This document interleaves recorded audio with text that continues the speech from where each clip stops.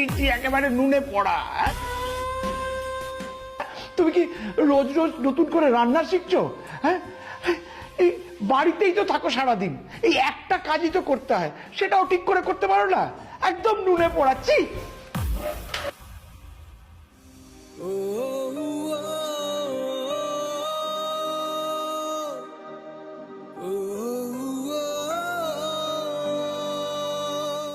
মা, তুমি বাবার কথা কিছু মনে করো না, একদম মন খারাপ করো না।